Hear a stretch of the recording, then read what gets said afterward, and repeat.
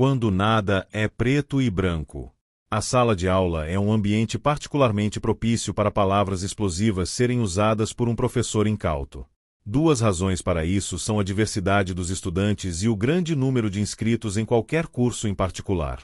Quando se trata de questões raciais, os professores precisam ser cuidadosos com suas aulas para não disparar uma palavra explosiva que signifique coisas diferentes para pessoas diferentes.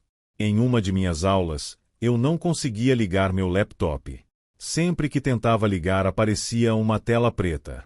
Então perguntei aos meus alunos: alguém sabe como fazer essa coisa funcionar? Um aluno assentiu, se aproximou do laptop, fez alguns ajustes e me entregou de volta. Eu disse: bom, a tela está branca, ao menos branco é melhor do que preto. Um aluno negro imediatamente se ofendeu com meu comentário. Ouvi você dizer que branco é melhor do que preto. Ele disse. Esse é um comentário racista. Não tive intenção de fazer um comentário racista. Isso nunca passou pela minha cabeça. Eu estava ansioso para fazer meu laptop funcionar para que pudesse dar minha aula. Meu comentário se referia ao funcionamento do laptop. Uma tela preta indicava que o laptop não estava iniciando. Uma tela branca indicava que o laptop estava iniciando. Em outras palavras, um laptop iniciando é melhor do que um laptop que não inicia. Sim, meu aluno ouviu o comentário sob uma perspectiva diferente, e isso disparou uma resposta emocional. Assim é a natureza das palavras explosivas. Uma professora me relatou outro bom exemplo disso. Ela dava um curso sobre gerência internacional, o que significa a presença de um grande número de estudantes estrangeiros. No começo de uma aula, quase no meio do semestre, um aluno americano se aproximou de outro aluno e o cumprimentou dizendo: "E aí, cachorrão?" O aluno que recebeu o cumprimento quase socou o americano. Acontece que o aluno ofendido era estudante do Oriente Médio, onde ser chamado de cachorro é considerado uma grande ofensa. Palavras explosivas. Fique de olho nelas e esteja preparado para tratar a relação machucada rápida e diretamente para minimizar os danos. Vale a pena repetir. O perigo das palavras explosivas é que o falante não sabe qual significado emocional os outros atribuem a essas palavras. Portanto, nunca sabe quando uma palavra pode explodir. Se, como comentamos anteriormente, o falante não observar o ouvinte, ele pode não perceber uma possível ofensa. Mesmo percebendo que uma resposta negativa foi disparada, a maioria dos falantes, em vez de tentar consertar a situação, tende a responder defensivamente à explosão emocional inesperada, o que infelizmente apenas intensifica a resposta inicial do interlocutor. Um falante que dispara uma palavra explosiva e reage defensivamente quando confrontado com um ouvinte irritado é geralmente visto como insensível e sem compaixão. Mas o falante geralmente fica confuso, sem saber o que fazer ou dizer para acalmar o ouvinte. Declarações empáticas são a melhor maneira para reagir a uma palavra explosiva. Elas capturam os sentimentos de uma pessoa e os refletem, usando linguagem paralela. Declarações empáticas reconhecem as emoções da pessoa sem a necessidade de entrar na defensiva. Como você deve se lembrar de um capítulo anterior, a fórmula básica para formular declarações empáticas é então você. Essa abordagem básica mantém o foco na outra pessoa e longe do indivíduo que disparou a bomba. As pessoas naturalmente tendem a dizer algo como: "Eu entendo como você se sente." Isso leva a outra pessoa a automaticamente pensar: "Não, você não entende como me sinto porque eu não sou você." Declarações empáticas permitem que os indivíduos ventilem suas emoções. Uma vez que as emoções acumuladas são liberadas, a conversa pode geralmente voltar ao normal. Evitar uma discussão acalorada aumenta a probabilidade de que a relação tenha uma chance de sobreviver e crescer. Uma vez que você dispare uma palavra explosiva, aprenda com isso. Certifique-se de plantar uma bandeira vermelha para evitar detonações no futuro. Infelizmente, o problema das palavras explosivas dificilmente desaparecerá num futuro próximo. De fato, o mundo virtual no qual vivemos está coberto com perigosas palavras explosivas. Você nunca pode ter certeza de quando pesará numa delas. Relações pessoais são mais difíceis de iniciar e manter quando o terreno verbal está minado com palavras explosivas, escondidas ou não.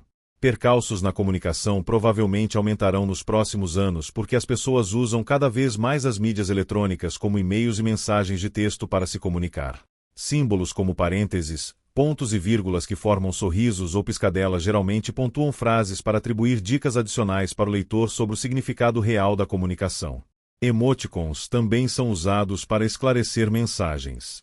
Quando as mensagens de texto se tornaram populares, eu me lembro de uma troca de mensagens com minha filha. Ela respondeu com as letras LOL. Eu respondi, eu também te amo. Sua resposta foi, haha. LOL significa loud out loud, rindo alto. Eu escrevi de volta, pensei que fosse Lots of Love, muito amor.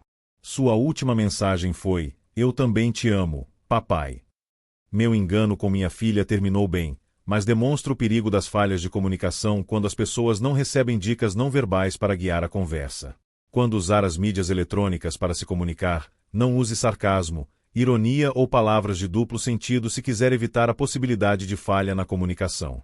A melhor maneira para manter sua comunicação verbal eficaz num mundo cheio de palavras explosivas é: 1. Pense sobre as palavras que você usará antes de falar. Vasculhe com antecedência por possíveis palavras explosivas que você deve eliminar do seu discurso. 2. Observe seus ouvintes procurando por qualquer reação anormal enquanto você fala. Isso pode indicar que uma palavra explosiva foi usada. 3. Não se torne defensivo ou irritado se um ouvinte se tornar agitado por causa de uma palavra explosiva, mesmo que você não soubesse. 4. Imediatamente tente descobrir se o desconforto do ouvinte é resultado da detonação de uma palavra explosiva. Se for o caso, peça desculpas por usar a palavra ou frase, explique que você não conhecia a conotação negativa e reafirme que nunca mais usará a palavra novamente com ele. Então, cumpra a promessa. Lábios franzidos. Ninguém pode ler mentes, mas é possível chegar perto disso observando as dicas não verbais. Algumas são mais óbvias do que outras. As dicas óbvias são mais fáceis de perceber e interpretar. Igualmente, elas são mais fáceis de ser controladas, camuflando, assim, pensamentos reais. Dicas não verbais sutis são mais difíceis de controlar e revelam informações mais íntimas. Os lábios são uma área do corpo que pode revelar sinais sutis. Franzir os lábios é um gesto quase imperceptível, ver a foto seguinte. Esse gesto sinaliza dissensão ou discordância. Quanto mais pronunciado, mais intensa será a discordância. Lábios franzidos significam que a pessoa formou um pensamento oposto àquilo que está sendo dito ou feito. Saber o que uma pessoa está pensando lhe dá uma vantagem. O segredo é mudar os pensamentos do ouvinte antes que ele tenha a oportunidade para articular a oposição. Uma vez que uma opinião ou decisão seja expressa em voz alta, mudar a ideia do interlocutor se torna mais difícil por causa do princípio psicológico da consistência. A tomada de decisões causa tensão em certo nível. Quando alguém toma uma decisão, a tensão se dissipa. A pessoa fica menos propensa a mudar de ideia, porque para fazer isso teria que admitir que a primeira decisão foi errada, causando assim tensão. Manter uma posição articulada causa menos tensão do que passar pelo processo de tomada de decisão novamente, independentemente do quão persuasivo for o argumento para a mudança. Em outras palavras, quando as pessoas dizem algo, elas tendem a permanecer consistentes com aquilo que foi dito. Observar os lábios também é útil quando você conversar com seu cônjuge, colegas e amigos, já que é uma dica não verbal universal que nos diz o que a pessoa está pensando. Entretanto, um lábio franzido não é um sinal inimigo. Alguém pode estar feliz com você e usar esse sinal mesmo assim. Novamente, lembre-se de por que observar o ouvinte é tão crucial. Uma vez que o ouvinte articula uma resposta negativa para sua ideia ou sugestão, ou vocaliza um comentário negativo, o princípio da consistência entra em ação, significando que agora será muito difícil que ele mude de ideia. Os lábios franzidos permitem que você veja uma resposta negativa se formando, permitindo rebatê-la antes mesmo de ser verbalizada, o que melhora a chance de sua ideia ser aceita. Você pode usar esse sinal não verbal para ajudar a aumentar sua eficácia comunicativa em casa e no trabalho. Como exemplo, considere a seguinte declaração para sua esposa: Querida, posso mostrar como podemos comprar um barco ou algo que você queira comprar. Quero sair para pescar. Quando começa a apresentar seu argumento financeiro, você percebe sua esposa franzindo os lábios. Ela formou uma frase em sua mente oposta àquilo que você está dizendo. Seus lábios estão dizendo que ela não quer que você assalte sua bolsa. Agora você sabe que precisa produzir uma justificativa adicional antes que ela possa articular sua objeção. Se não fizer isso, a proclamação tornará mais difícil a compra do barco ou de qualquer outro item caro que você deseje. Isso também se aplica aos homens.